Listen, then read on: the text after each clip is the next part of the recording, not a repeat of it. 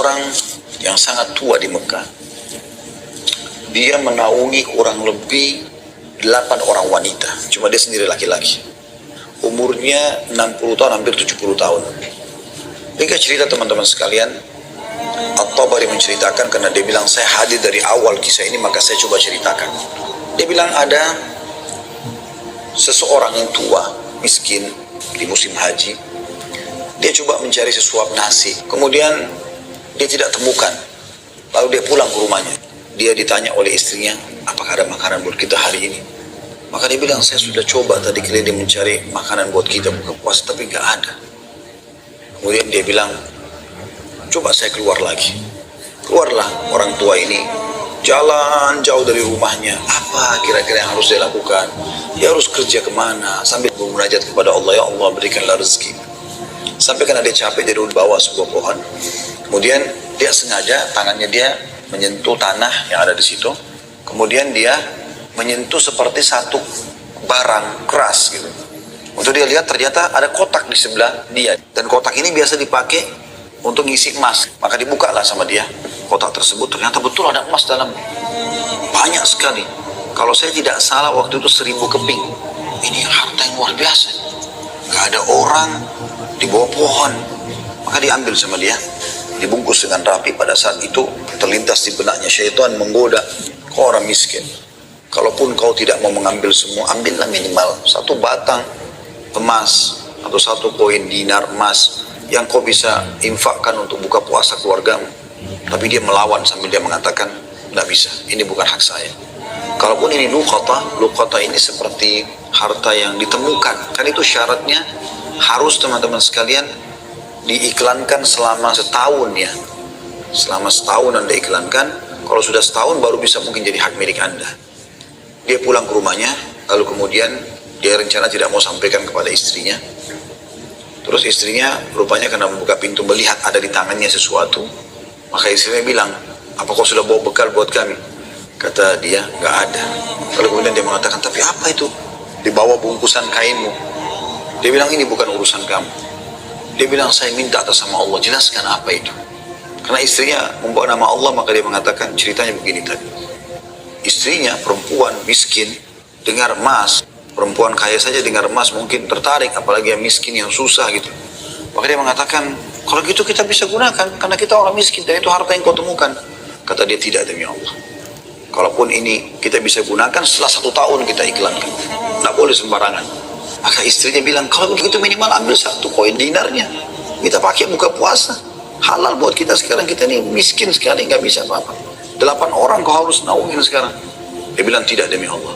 Kalau seandainya kau sentuh kotak ini ada yang kau ambil, demi Allah kau saya ceraikan. Istrinya kaget dengan kata-kata itu. Akhirnya dia lihat keseriusan suaminya, tidak berani juga. Disimpanlah di rumahnya.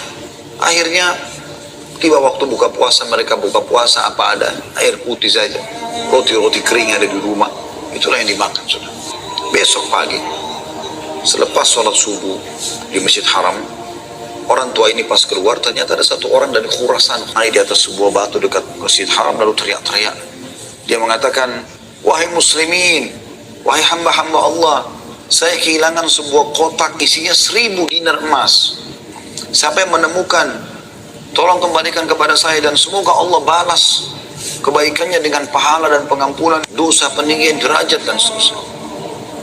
Rupanya si orang tua ini dengar, kotak ini dia yang temukan kemarin, tapi dia juga butuh. Maka dia mengatakan, wahai Khurasani, Khurasani kayak orang dari Khurasan, dia tahu ini dari Khurasan, mungkin dari face wajahnya gitu kan.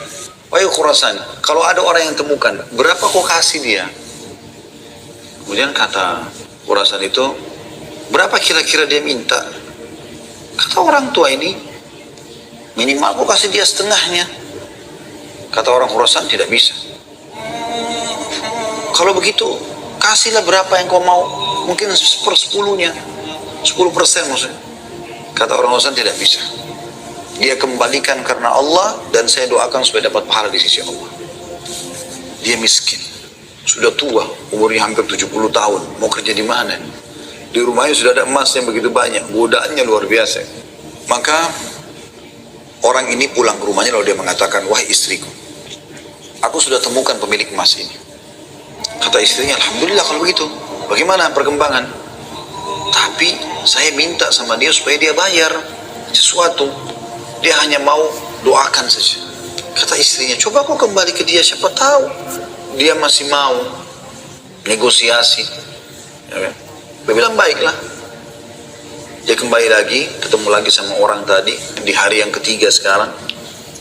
Maka orang itu sama orang Khurasan naik atas batu yang sama dekat Masjid Haram. Wahai muslimin, wahai hamba-hamba Allah, ada nggak menemukan peti saya isinya 1000 dinar emas. Semoga Allah berikan dia kedudukan, Allah ampuni dosanya, angkat derajatnya dan seterusnya, didoakan gitu. Datang lagi orang tadi mengatakan, wahai Khurasan, saya sudah bilang sama kau kemarin, berilah upah. Mungkin kalau kau tawarkan upah, orangnya mau mengembalikan penemunya. Kata dia, berapa paman saya kasih? Dia bilang, saya bilang kemarin 1/10. Orang sana mengatakan, enggak, saya enggak mau. Kalau begitu, berikan dia 1 saja dinar itu, yang dia bisa pakai setengahnya, dia sedekahkan untuk beri makan orang-orang susah di sekitar haram, setengahnya lagi dia pakai buat kebutuhan keluarganya. Orang Khurasan ini diam lalu mengatakan, tidak demi Allah. Itu luar biasa, dia nggak mau kasih. Pokoknya dia kembalikan utuh atau nggak usah. Dan dia berharap pahala di sisi Allah.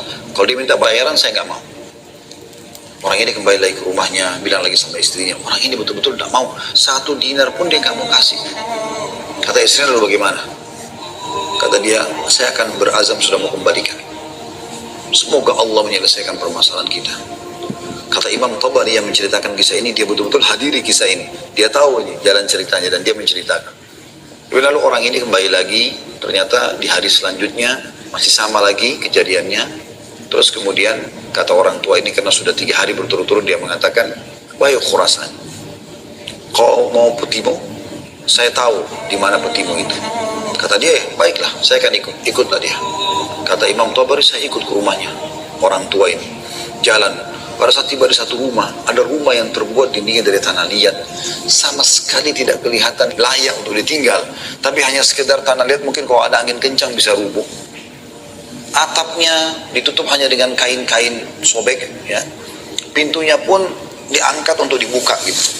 Kemudian dia masuk dan dia persilahkan masuk. Saya pun izin. Saya mengatakan, maaf paman, bisa nggak saya ikut masuk? Karena dari awal saya lihat kisah ini. Maka dia mengatakan, masuklah. Dia bilang, waktu kami masuk, rumah itu nggak ada sama sekali karpetnya, nggak ada apa-apa, kosong lompong.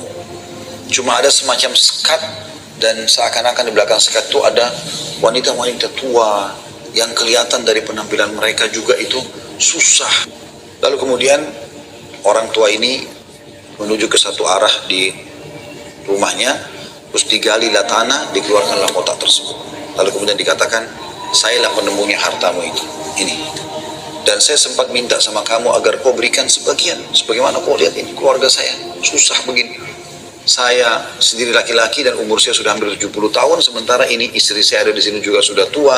Ada mertua saya, ada 2 saudari saya, ada 4 anak saya. Mereka semua miskin. Maka orang Khurasan itu mengatakan, dia buka, dia periksa, ternyata masih utuh 1000. Dia mengatakan, tidak. Saya tidak akan memberikan apa-apa. Lalu kemudian dia angkat, lalu dia keluar. Saya cuma bisa doakan kamu kebaikan.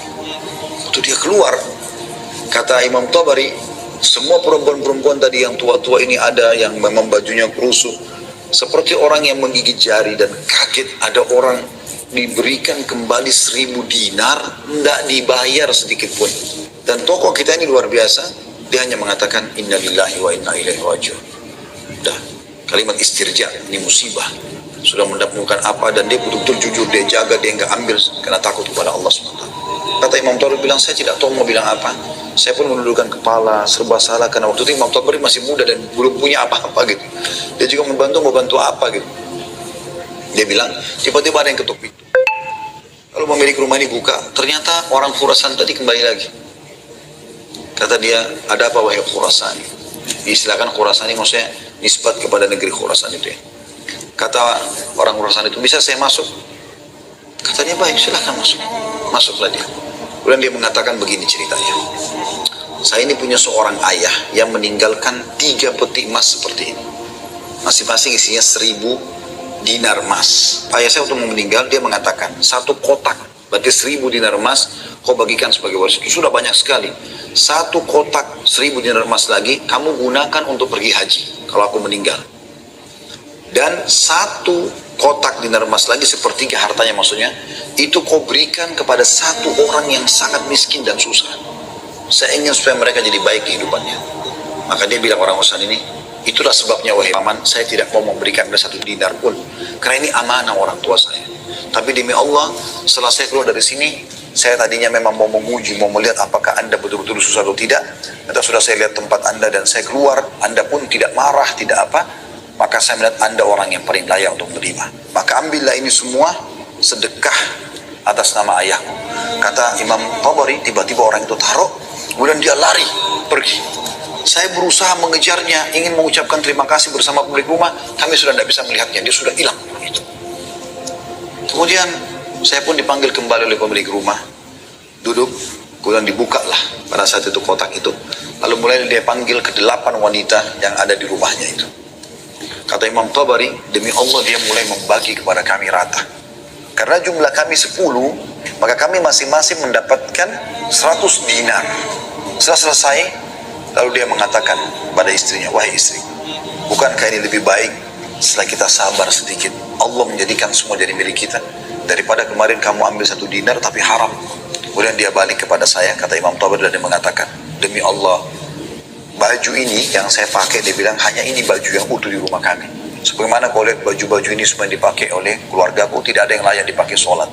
Jadi kalau waktu sholat tiba, saya sholat dulu, kemudian saya sembunyi di satu tempat, baju ini saya buka, dipakai oleh istri saya, dipakai sholat, habis itu dibuka, dipakai sholat oleh mertua saya, dibuka, dipakai sholat oleh saudari saya, oleh anak saya. 1 baju. Kata Imam Tabari, saya berterima kasih padanya, kemudian saya pergi. Saya menemukan harta itu sangat berkah dalam hidup saya, dia bilang. Beberapa tahun kemudian saya datang lagi ke Mekah, saya datang ke alamat yang sama, rumah itu sudah tidak ada, saya cari tahu ternyata orang tua ini sudah meninggal, dan saya temukan anak-anaknya yang perempuan 4 itu, semua menikah dengan tokoh-tokoh masyarakat Mekah, orang-orang kaya, dan keluarga mereka menjadi orang yang mampu.